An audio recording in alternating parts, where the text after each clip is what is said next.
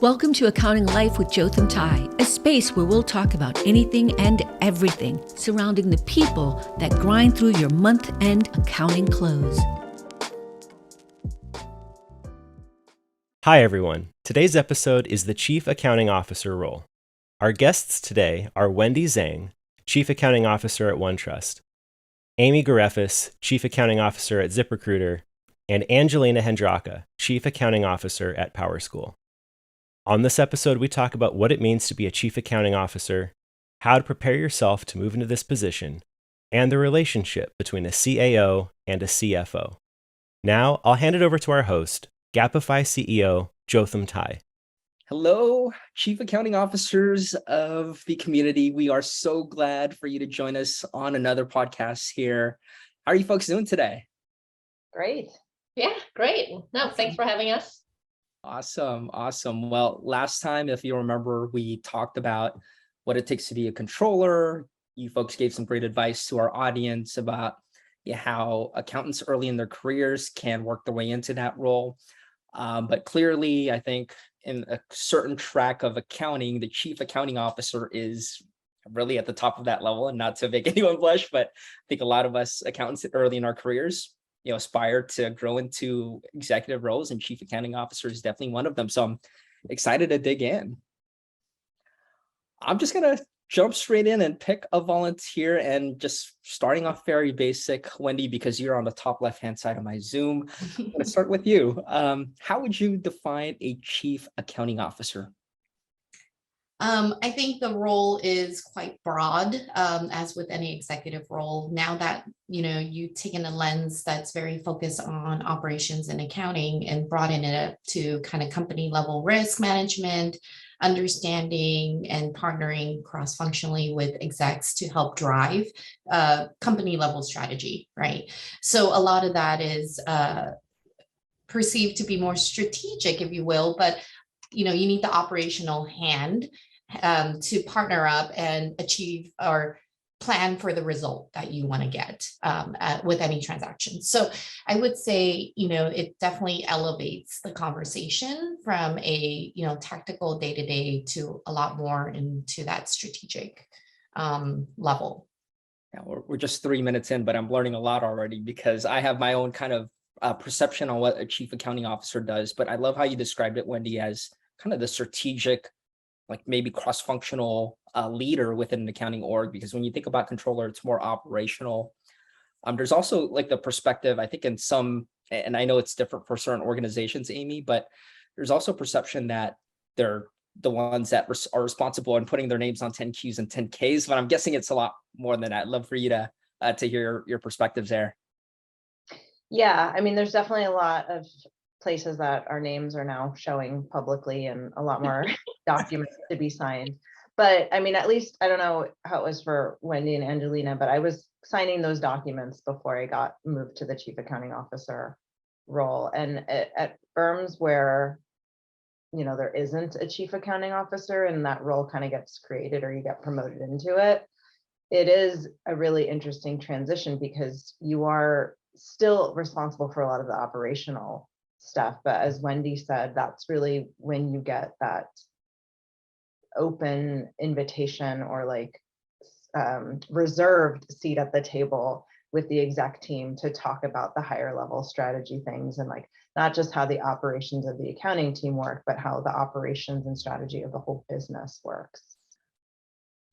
Yeah, that's a great summary there. And Angelina, anything to add in terms of the strategic partnership and kind of the executive part of the role that you want to add? So I always view the CAO role as a combination of a subject matter expert technical aspect of the role, but as well as kind of the strategic partnership, making sure accounting has a seat at the table and can contribute to the overall organization success and goals achievement. So I think we are an officer level individual. We are also making sure that we can assist other parts of the organization in strategic business decision making and financial planning. because what is within our remit is making sure that the financial information is accurate. And so I think the CAO just kind of takes it to the next level and be able to present that accurate financial information to our business partners in order to drive decisions. Gotcha. Yeah, this has all been incredibly insightful so far. And one thing I also took away from just Amy's point earlier was it sounds like you folks were signing Qs and Ks even before the role, which my perception was it was the CAOs and above. And I guess just as a fun question, I'll throw it openly to the group here. And it sounds like this happened before you were CAO, but what was it like putting your name on those docs for the very first time? As an accountant, I'd be probably nervous as heck first time doing that, but I'd love to hear your stories. I thought it was really cool. I sent it to my parents. I screenshotted my husband, who's not in accounting at all. So, I mean, I guess it's a little bit scary, but as the leader of, whether you're the CAO or the controller, if you're the top person in the organization, whether you're actually putting your name on it or not, that's your responsibility and that's your baby. So it was just, for me, I know I sound like a little bit cheesy, but it was a cool way to actually publicly see my accomplishments. And I've never been in audit before, so I was never trying to sign, attest reports or anything like that. So for me, it was kind of like a dorky, cool career milestone. It's like the equivalent of the Hollywood star, right?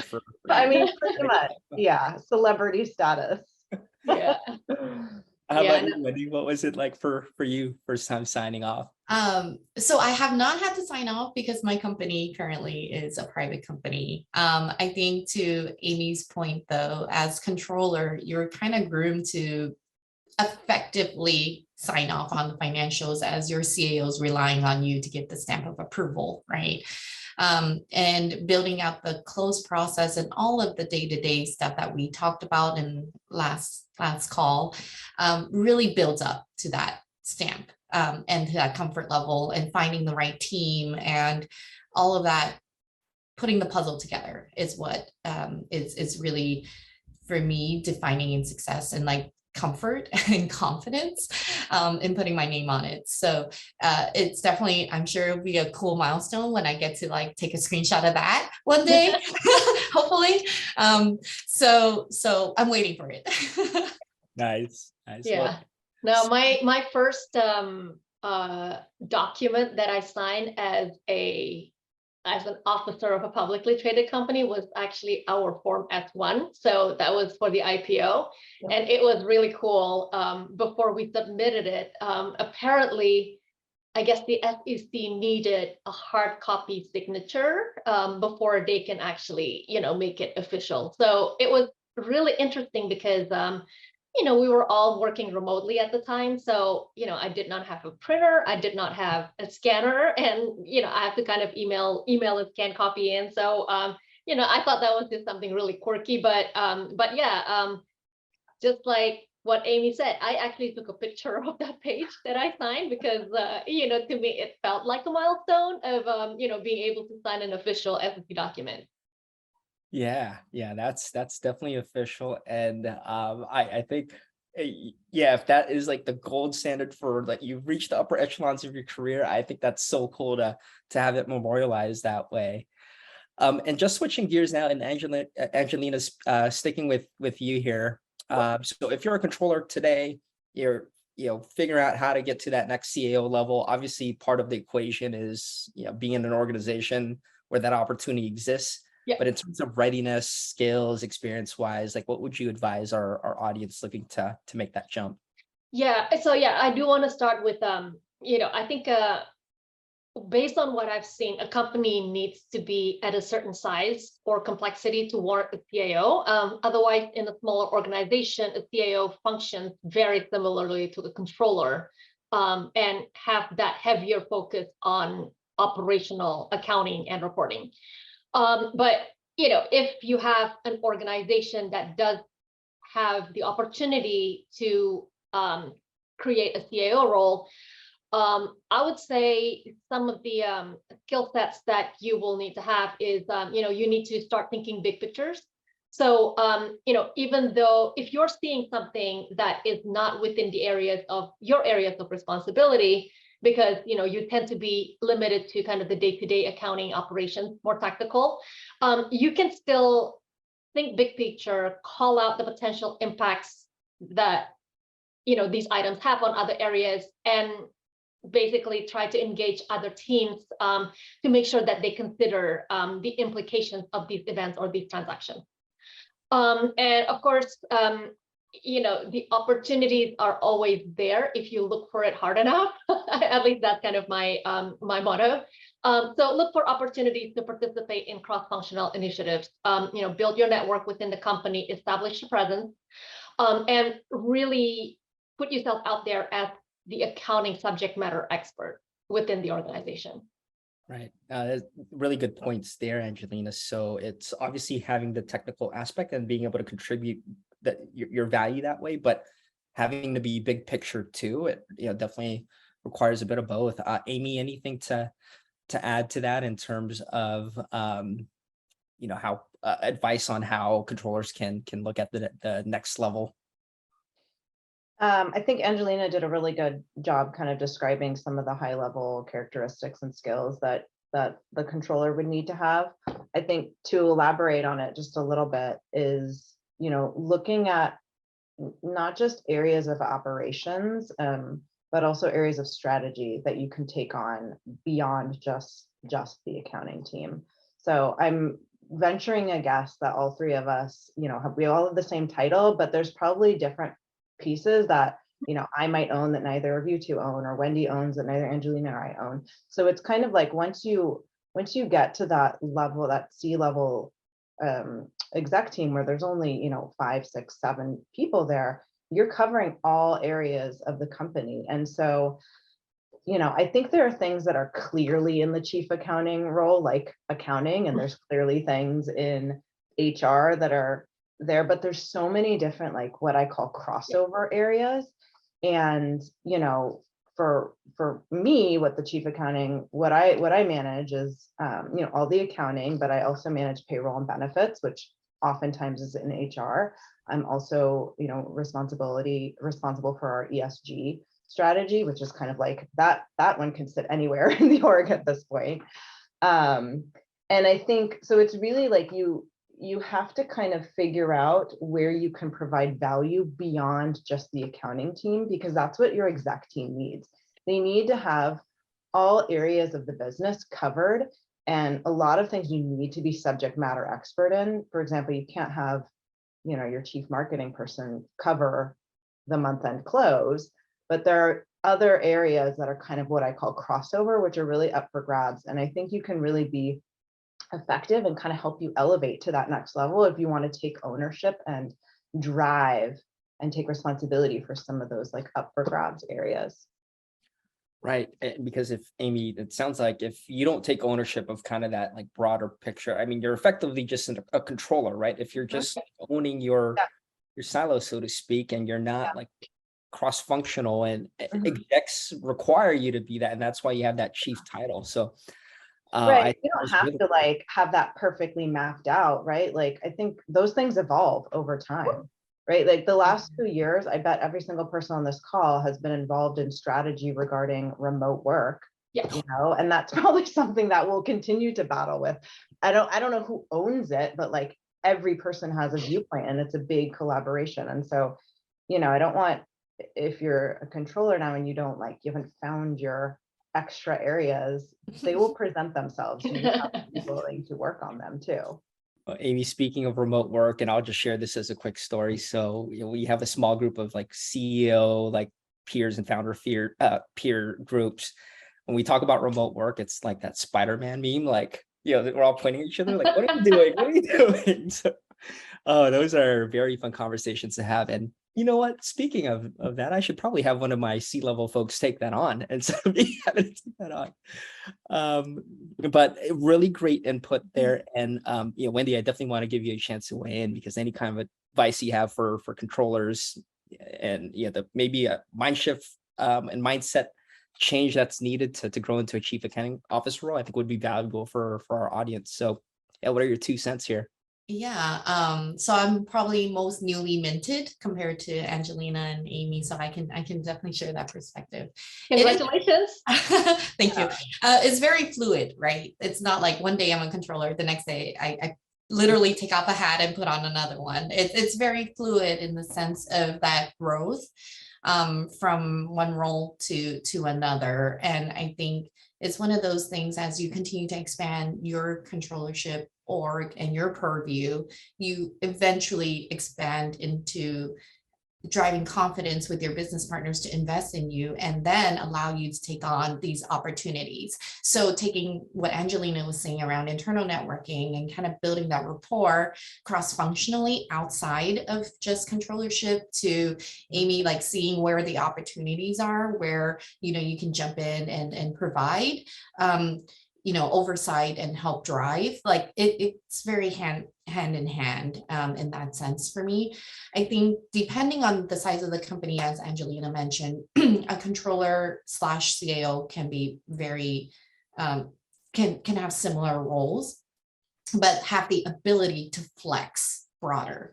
So I would say in a private company currently, I'm probably more acting in from a day-to-day perspective, similar to my controller role. However, if and when, you know, some certain conversations come up or whatnot, you're able to flex into that conversation and start building that network.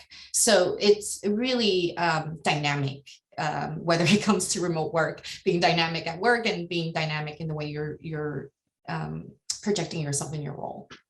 Yeah, I'm really learning a lot. And I think it also connects, Wendy, to Amy's point earlier. It doesn't sound like CAO role is prescriptive of these things. It's, you know, dynamic. You kind of have to find where you can contribute the right type of strategic value. And it's not like a checklist. And I'm still in checklist mode as a former accountant. You know, you can't just go down and say, hey, this is all the responsibilities of the CAO.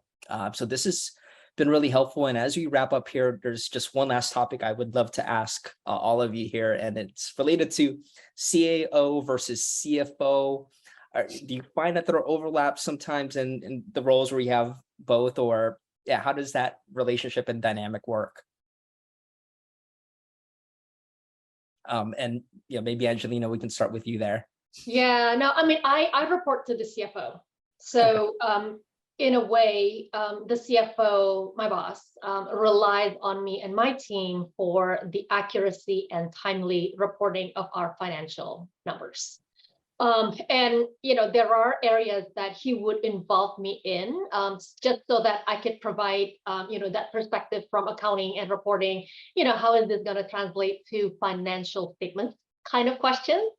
But I think the CFO role is a lot larger in that, you know, there is the financial planning and financial strategies aspects of it that I don't have a remit over. And again, this is really depending on, you know, what organization and what phase of the organization you are in. Sometimes the CFO can have other responsibilities, you know, such as corporate real estate. Sometimes there's also responsibility over the people organization. And in our, you know, in our case, our CFO is also responsible for corporate IT, basically the CIO, the Chief Information Officer org. Yeah, that's something I've seen more of recently. I'm hearing more CFOs take on like IT organization, right. And so this is more so a reason for the I guess the elevated profiles of the CAO now. Like CFOs like expanding their coverage. Yep. CAO also need to expand coverage. So it's right. Yeah, it's a pretty interesting evolution.